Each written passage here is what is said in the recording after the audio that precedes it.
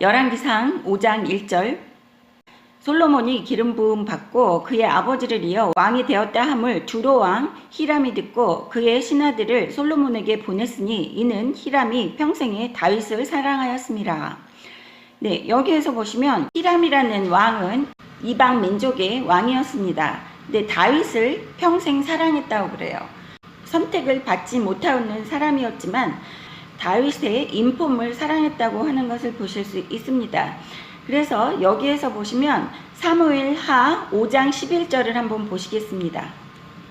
두로왕 히람이 다윗에게 사절들과 백향목과 목수와 석수를 보내매 그들이 다윗을 위하여 집을 지으니 다윗이 여호와께서 자기를 세우사 이스라엘 왕으로 삼으신 것과 그의 백성 이스라엘을 위하여 그 나라를 높이신 것을 알았더라. 여기에서 히람 왕이 등장하는 것을 보실 수 있습니다. 이렇게 다윗이 왕위에 올랐을 때에 히람 왕은 그것을 기뻐하고 다윗을 위해서 다윗이 머무를 다윗성을 지어주는데 목수와 백향목, 제목을 보냈다는 것입니다. 이렇게 그 히람이 자신의 아버지에게 한 일을 솔로몬은 기억하고 알고 있기 때문에 2절에 보시면 이에 솔로몬이 히람에게 사람을 보내어 이르되 당신도 알거니와 내 아버지 다윗이 사방에 전쟁으로 말미암아 그의 하나님 여호와의 이름을 위하여 성전을 건축하지 못하고 여호와께서 그의 원수들을 그의 발바닥 밑에 두시기를 기다렸나이다. 이제 내 하나님 여호와께서 내게 사방에 태평을 주심에 원수도 없고 재앙도 없도다. 여호와께서 내 아버지 다윗에게 하신 말씀에 내가 너를 이어 네 자리에 오르게 할 네 아들 그가 내 이름을 위하여 성전을 건축하리라 하신 대로 내가 내 하나님 여호와의 이름을 위하여 성전을 건축하려 하오니. 네, 여기에서 보시면 히람에게 자신이 성전을 건축하기를 원한다고 알리고 있는 솔로몬을 보실 수 있습니다. 근데 그 이야기를 할 때 제일 재밌는 것은 4절에 보시면 내 하나님 여호와께서 내게 사방에 태평을 주심에 다윗은 왕으로서 가나안 땅을 정복해서 이스라엘의 왕국을 넓히는 일을 했었던 것을 알 수 있습니다. 근데 솔로몬에게 주신 임무는 이스라엘 백성들을 화평하게 다스리고 솔로몬 왕국을 더욱더 견고하게 만드는 그러한 작업을 해야지 되는 것이 솔로몬의 몫이었습니다.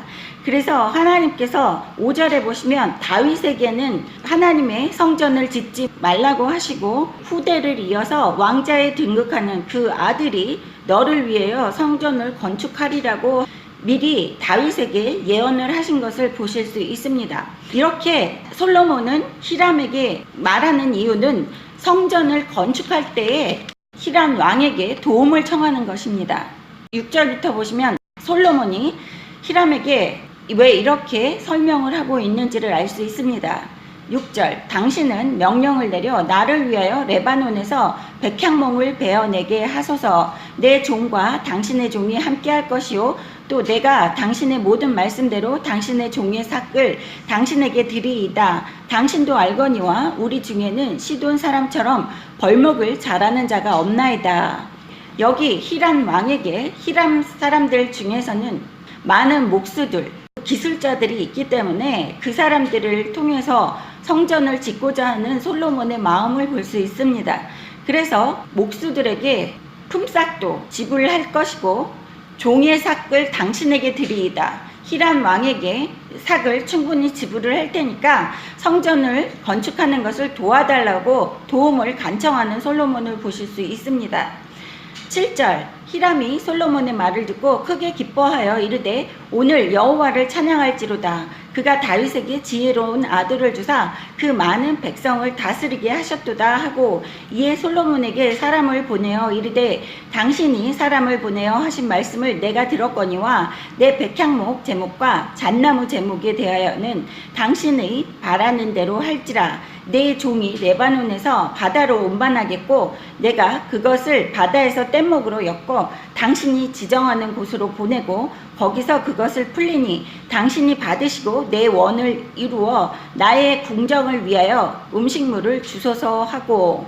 솔로몬의 모든 원대로 백향목 제목과 잣나무 제목을 주매 솔로몬이 히람에게 그의 궁정의 음식물로 밀 2만 고루와 맑은 기름 20고루를 주고 해마다 그와 같이 주었더라. 여호와께서 그의 말씀대로 솔로몬에게 지혜를 주신 고로 히람과 솔로몬이 친목하여 두 사람이 함께 약조를 맺었더라. 네, 여기에서 보시면 도움을 부탁한 솔로몬이 말한 것을 히람 왕이 듣고 크게 기뻐하는 것을 보실 수 있습니다. 7절에 보시면 오늘 여호와를 찬양할지로다. 여기 이방인인 히람 왕임에도 불구하고 이스라엘 백성들이 섬기는 여호와를 찬양하라고 이야기하는 것을 보실 수 있어요.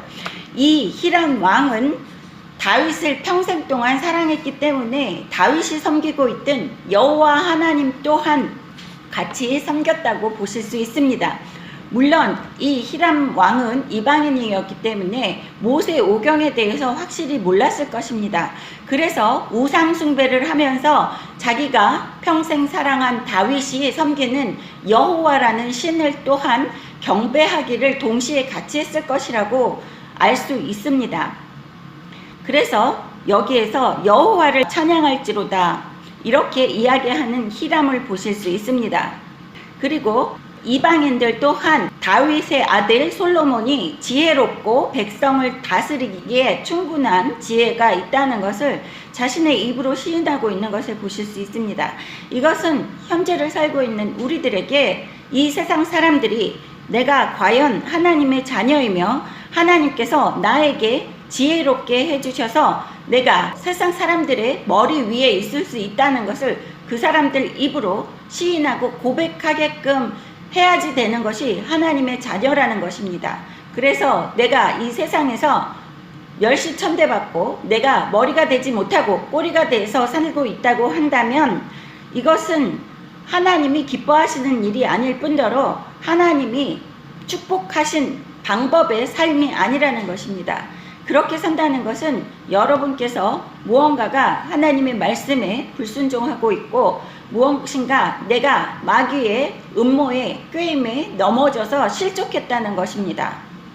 그래서 죄에 대한 대가에 대해서 보응을 하고 있는 그러한 삶을 살다고 알고 계셔야지 되는 것입니다. 그래서 빨리 그 어떤 것을 내가 잘못된 삶을 살고 있는지를 기도로서 회개하며 하나님께 가르쳐 달라고 기도를 하시고 내가 어떤 것이 잘못된 것인지를 알고 바로 고쳐야지 되는 것이 하나님의 자녀들입니다. 여러분은 많은 사람들이 주변에서 예수를 열심히 믿는다고 믿는데 점점 가세가 기울며 축복이 없는 그러한 삶을 살고 있는 자칭 하나님의 자녀라고 하는 사람들을 볼 수 있습니다. 그 주변 사람들을 볼 때에 여러분은 그 사람들이 왜 그렇게 삶을 살 수밖에 없는지를 관찰을 하시고 내 삶에서는 그러한 그 불행한 일이 일어나지 않도록 미리 예방을 하시고 기도로서 하나님께 회개해야 된다는 것입니다. 그리고 그러한 삶을 살고 있는 사람들은 회개라는 것을 잘 하지 않는 사람들이 그렇게 힘든 삶을 많이 살고 있는 것을 알 수 있습니다. 이 히람 왕이 여기에서 보시면 8절에 내 백향목 제목과 잣나무 제목에 대하여는 당신이 바라시는 대로 할지라. 여기 솔로몬에게 히람이 사람을 보내서 다 가져다 쓸 수 있게끔 해주겠다고 이야기합니다. 9절에서는 그것도 모자라고 더 많은 나무가 필요하기 때문에 레바논에서 바다로 운반하는 그러한 기술이 있었나 봅니다. 뗏목으로 엮어서 솔로몬이 원하는 장소까지 그것을 운반하여서 가져다 주겠다고 이야기를 합니다. 그 대신에 솔로몬 왕궁에 있는 그 식량을 받기를 원한다고 품삯으로 이야기하는 히람을 보실 수 있습니다. 그래서 10절에 보시면 솔로몬이 원하는 대로 백향목과 잣나무가 솔로몬에게 도달을 하고 솔로몬은 히람 왕에게 자신의 궁정에 있는 음식 밀 2만 고루와 기름 20고루를 주고 해마다 그와 같이 히람에게 주었다는 것을 보실 수 있습니다. 하나님의 자녀들은 즉 이 세상 사람들이 나에게 환대하고 나를 접대하고 이렇게 후대하고 도와준 것에 대해서는 이방인이라고 할지라도 우리는 하나님의 자녀다운 모습으로 늘 그 사람에게 감사하는 마음을 기억해야지 된다는 것입니다. 12절에 보시면 솔로몬에게 지혜를 지신 고로 히람과 솔로몬이 친목하여, 여기에서 보시면 히람이 지혜가 있어서 친목했다는 게 아니에요. 솔로몬 혼자의 지혜로서도 히람, 이 세상 사람들과 같이 지혜롭게 살았다는 것을 보실 수 있습니다. 그렇기 때문에 무조건 이 세상 사람들과 이렇게 적대시해서 칼자루를 쥐고 싸우라는 것이 아니라 지금 현대를 살고 있는 우리들도 이 세상 사람들을 적절하게 우리의 지혜로, 하나님이 주신 우리의 지혜로 세상 사람들을 사용을 할 수 있다는 거예요. 즉, 이 세상 사람들이 똑똑하거나 지혜롭거나 평화주의자라서가 아니라 현재를 살고 있는 하나님의 자녀들이 지혜롭기 때문에 적절하게 그 사람들을 사용을 할 수 있다는 것입니다. 13절, 이에 솔로몬 왕이 온 이스라엘 가운데에서 역군을 일으키니 그 역군의 수가 3만 명이라. 여기에서 보시면 역군이라는 것은 노역을 하는 군사를 말하는 것입니다. 칼과 창을 들고 전쟁터에 나가서 싸우는 것이 아니라 노동을 하는 그러한 군사를 이야기하는 것입니다.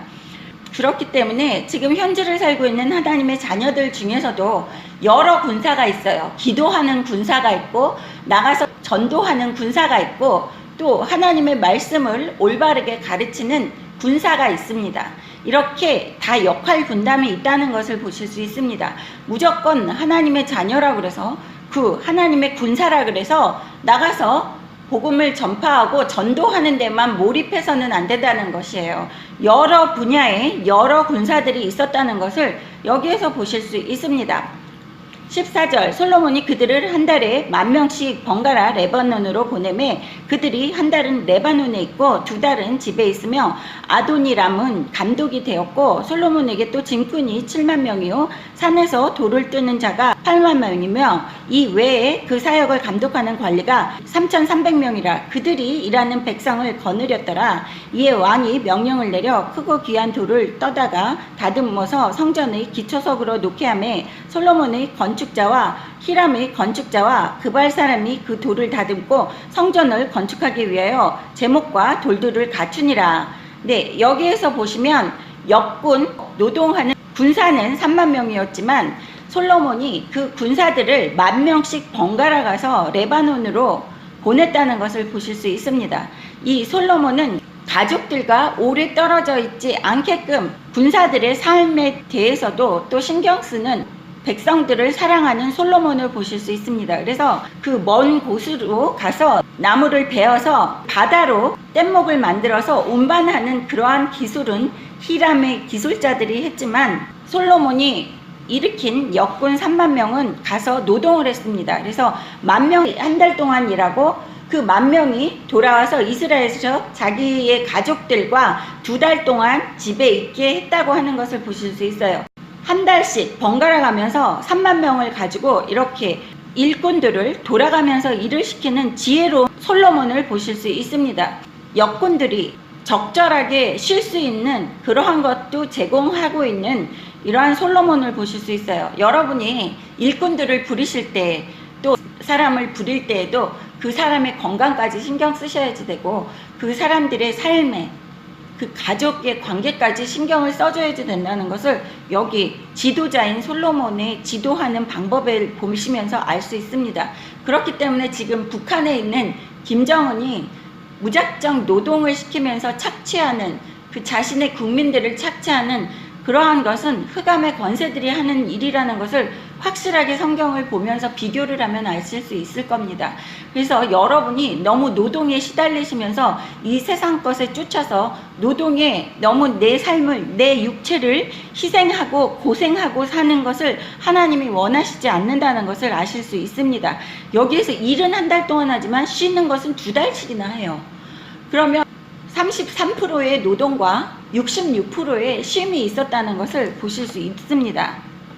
짐꾼만 7만 명이고 산에서 돌을 캐는 자가 8만 명이었다는 것을 보실 수 있고 또 감독하는 관리가 3,300명이었다는 것을 여기에 기록하고 있는 것은 이 솔로몬이 지혜롭게 적절한 곳에 사람을 분배해서 사용할 줄 아는 그러한 지혜로운 왕이었다는 것을 또 기록해 놓고 있는 것을 보실 수 있습니다.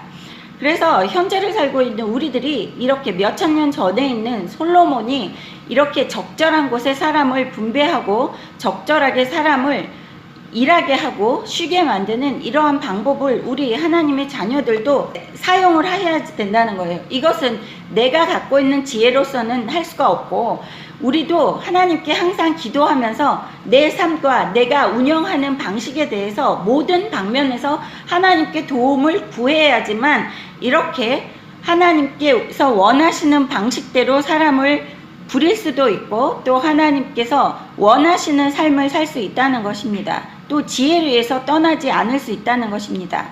6장 1절 이스라엘 자손이 애굽 땅에서 나온 지 480년 이후 솔로몬이 이스라엘 왕이 된 지 4년 15월 곧 둘째 달에 솔로몬이 여호와를 위하여 성전 건축하기를 시작하였더라.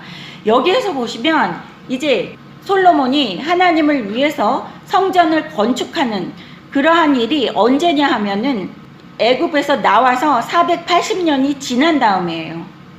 얼마나 오랫동안 이렇게 떠돌이 생활을 하며 살았는지 이스라엘 백성들의 고난을 우리는 여기에서 보실 수 있습니다. 이 성전이 건축됐다는 것은 5장 4절 보시겠습니다. 이제 내 하나님 여호와께서 내게 사방에 태평을 주심에 원수도 없고 재앙도 없도다 라고 솔로몬이 이야기하는 것을 보실 수 있어요. 그러면 출애굽 때부터 480년 또 솔로몬이 왕위에 오른 지 4년하고 2달 됐을 때 성전을 건축하기 시작했다고 하면 거진 500년 동안을 이스라엘 백성들이 사람들한테 시달리고 전쟁통에서 살았다는 것을 보실 수 있습니다. 평화가 없었다는 것이에요. 480년 동안. 얼마나 기나긴 고통의 세월이었습니까? 사람들이 몇 세대가 바뀌었다고 보실 수 있어요. 그런데 이제서 하나님께서 화평을 주셔서 그 이스라엘 땅에서 하나님의 성전이 건축되는 그러한 역사적인 일을 허락하시는 것을 보실 수 있습니다. 그래서 내가 기도를 하고 내 삶에서 고통이 있다고 해도 하나님을 믿고 의지하고 하는 그러한 삶을 포기해서는 안 된다는 것입니다. 하나님이 후손들에게 480년 만에 이렇게 화평을 주시고 성전을 건축할 수 있게끔 하나님이 축복을 내려주시는 이러한 것을 보실 수 있습니다.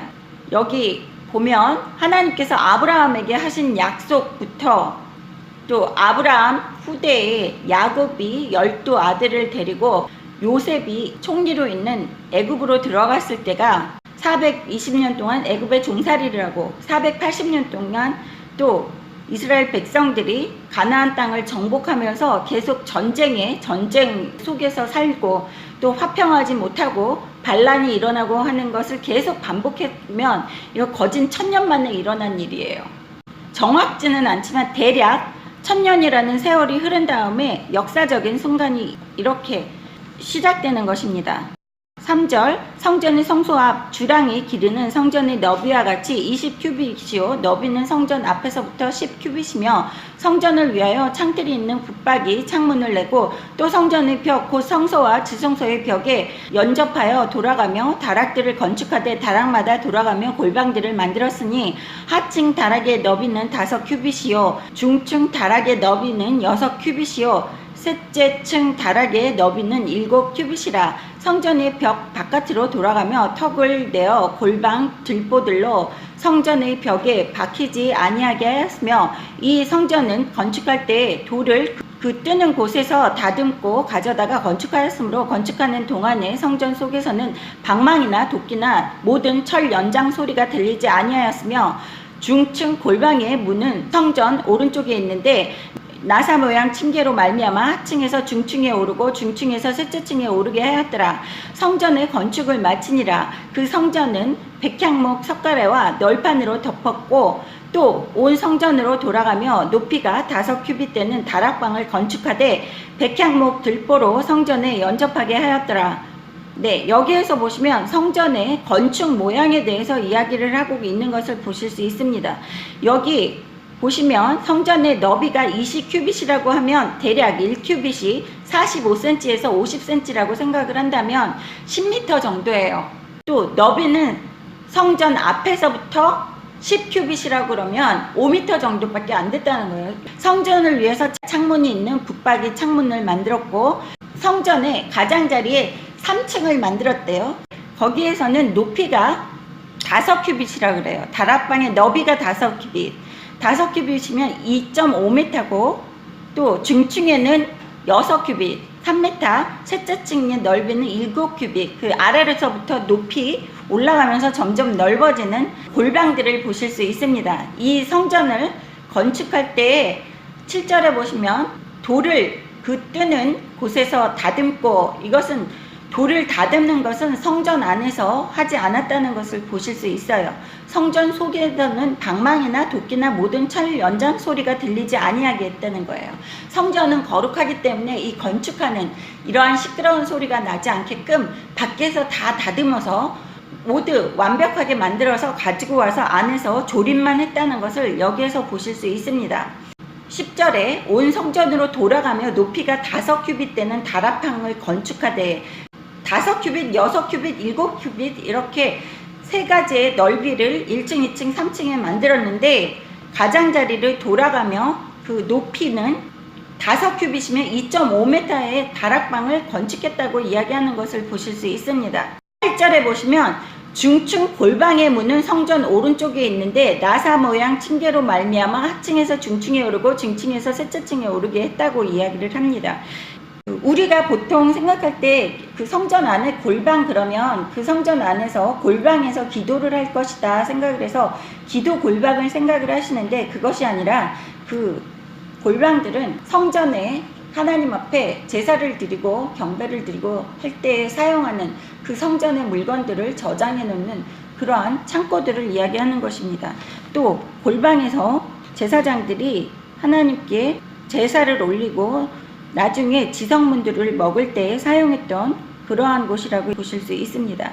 11절 여호와의 말씀이 솔로몬에게 임하여 이르시되 네가 지금 이 성전을 건축하니 네가 만일 내 법도를 따르며 내 율례를 행하며 내 모든 계명을 지켜 그대로 행하면 내가 네 아버지 다윗에게 한 말을 너에게 확실히 이룰 것이요 내가 또한 이스라엘 자손 가운데에 거하며 내 백성 이스라엘을 버리지 아니하리라 하셨더라. 레위기 26장 11절을 한번 보시겠습니다. 내가 내 성막을 너희 중에 세우리니 내 마음이 너희를 싫어하지 아니할 것이며 나는 너희 중에 행하여 너희의 하나님이 되고 너희는 내 백성이 될 것이니라. 이게 480년 전에 하나님께서 모세에게 성막을 지으라고 건축하라고 그 성막에 사용될 모든 물건에 대해서 재료 하나하나까지 하나님께서 명령을 하시고 만들게끔 하셨습니다. 그리고 이 성막이 하나님 앞에 지어지고 이스라엘 백성들 가운데에 이렇게 있을 때 싫어하지 아니할 것이라고 이야기하신 것을 그대로 480년 뒤에 솔로몬이 성전을 건축했고 나서 하나님께서 또 똑같은 이야기를 하시는 것을 보실 수 있어요. 14절 솔로몬이 성전 건축하기를 마치고 백향목 널판으로 성전의 안벽 곧 성전 마루에 천장까지 벽에 입히고 또 잣나무 널판으로 성전 마루를 놓고 또 성전 뒤쪽에서부터 20큐빗 되는 곳에 마루에서 천장까지 백향목 널판으로 가로막아 성전의 내소 곧 지성소를 만들었으며, 네, 여기에서 보시면 백향목 나무로 다 성전 안을 꾸미는 것을 보실 수 있습니다. 마루로 닦아는 것이죠. 그래서 지성소를 만들었다고 이야기하는 것을 보실 수 있습니다.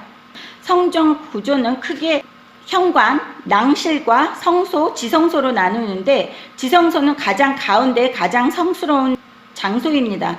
성막에서도 그 지성소에 하나님의 언약궤를 모셨었어요. 그리고 그 지성소는 가장 가운데 지성소에는 대제사장만 들어갈 수밖에 없었습니다. 그래서 지금 그 지성소 언약궤가 있다는 그 지성소는 현재 하늘에 하나님이 계시는 그곳에 있습니다. 지성소가. 그리고 그 지성소 안에 대제사장인 예수님이 거기 하나님 보좌 우편에 앉아 계셔서 우리를 위해서 계속해서 중보기도 제사를 드리고 계시는 거예요. 그래서 이제는 대제사장이 없다는 것입니다. 대제사장은 예수님이 십자가에 못 박혀 돌아가심으로써 하늘의 대제사장으로서 하나님 우편에 앉아 계실 때 대제사장은 땅에 없다는 것이에요. 지성소 또한 땅에 없습니다. 17절 내소 앞에 있는 외소 곧 성소의 길이가 40규빗이며 이렇게 성전은 가운데에 건물로서 있었던 것은 가로 세로 5m 10m의 크기였지만 밖에는 내소라는 것이에요. 내소가 있었는데 그곳에서는 길이가 40규빗 20m이고 성전 안에 입힌 백향목에는 박과 핀꽃을 아로 새겼고 모두 백향목이라 돌이 보이지 아니하며 백향목으로 다 성전 안에를 둘러쌌기 때문에 돌이라는 것이 차가운 돌의 모습은 보이지 않았다는 것을 여기에서 이야기하고 있는 것입니다. 솔로몬이 만든 이 성전의 내부 장식은 모두 백향목 널판지로 다 했다는 거예요. 백향목은 향이 좋습니다. 그리고 이렇게 차갑지가 않아요. 그래서 성소의 길이가 40규빗이시고 성전 안에 입힌 백향목에는 박힌 핀꽃을 아로새겼고 모두 백향목이라서 돌이 하나도 보이지 않게끔 성전 안을 데코레이션 했습니다. 19절에 여호와의 언약궤를 두기 위하여 성전 안에 내소를 마련하였는데 성전 안에 내소 즉 지성소를 이야기하는 것입니다.